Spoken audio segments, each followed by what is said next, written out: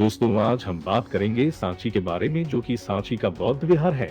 महान स्तूप के लिए प्रसिद्ध है, जो भारत के मध्य प्रदेश राज्य के रायसेन जिले के सांची शहर में स्थित है और भोपाल से उत्तर पूर्व में 46 किलोमीटर दूर है। सांची स्तूप के निर्माण कार्य सम्राट अशोक की पत्नी देवी को सौंपा गया था, जो विदिशा के व्यापारी की ही बेटी थी।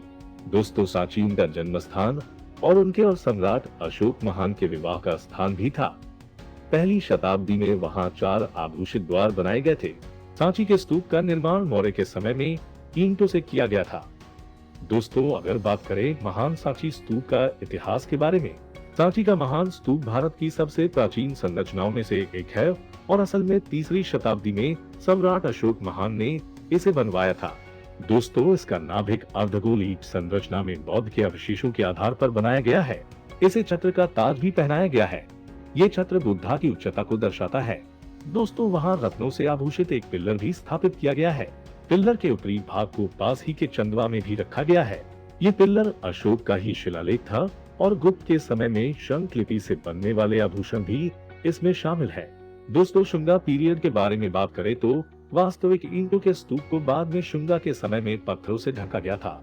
अशोक वादना के आधार पर ऐसा माना गया था कि स्तूप को 2री शताब्दी में कहीं कहीं पर तोड़ा फोड़ा गया था। शुंगा साम्राज्य के विस्तार को लेकर ऐसा माना जाता है कि शुंगा के सम्राट ने पुष्यमित्र शुंगा ने मौर्य साम्राज्य का आर्मी जनरल बनकर उसे अपना लिया था। दोस्तों ऐसा कहा जाता है कि पुष्यमित्र ने ही वास्तविक स्तूप को क्षति पहुंचाई थी और तोड़ फोड़ की थी और उनके बेटे अग्निमित्र ने इसका पुनर्निर्माण करवाया था। बाद में शुंगा के शासनकाल में ही स्तूप को पत्थरों से सजाया गया और अब स्तूप अपने वास्तविक आकार से और भी ज्यादा विशाल हो गया था। दोस्तों एक मध्य भाग में एक चक्र भी लगा हुआ था, जिसे स्थानिक लोग धर्म चक्र भी कहते थे, लेकिन बाद में वही चक्र कानून के चक्र के नाम से प्रसिद्ध हुआ।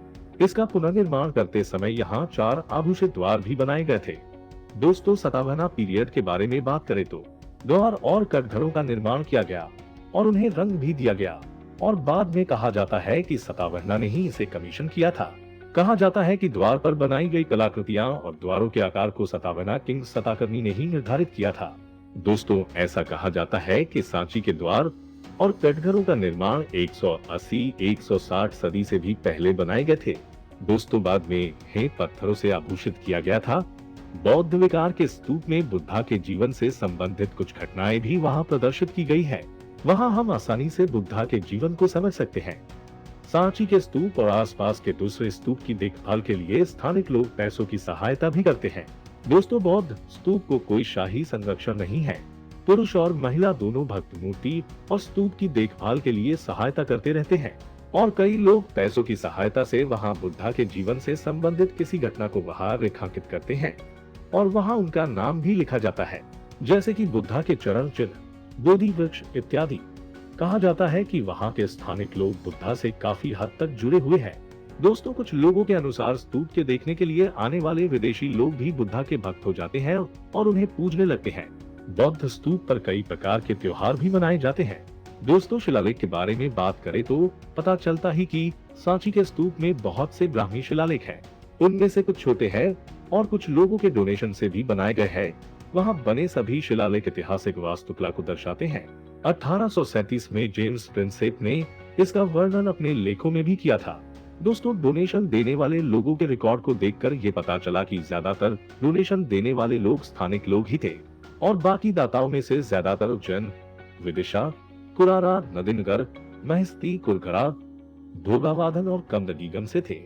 दोस्तों शिलालेखों में मौर्य शुंगा, सतावहना 175 ईस्वी 15 ईस्वी, कुशाण 100 से 150 ईस्वी, गुप्त 600 से 800 ईस्वी कालीन शिलालेख भी शामिल है। साथ ही सांची में रहने वाला शांत वातावरण भी लोगों का मन मोह लेता है।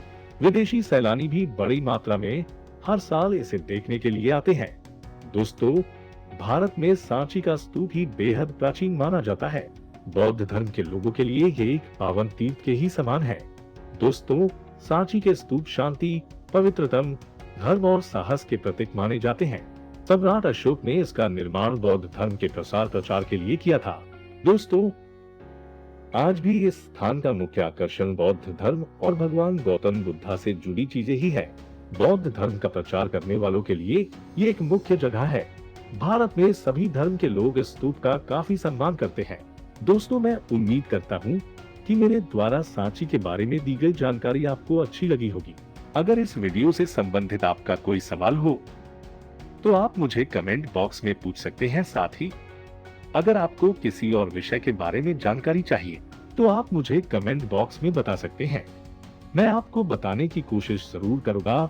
आप सभी लोगों से निवेदन है कि आप मेरे द्वारा वीडियो में शेयर की गई जानकारियों को आप अपने परिवार और दोस्तों के साथ शेयर करें, जिससे वे भी इस जानकारी का लाभ उठा सके।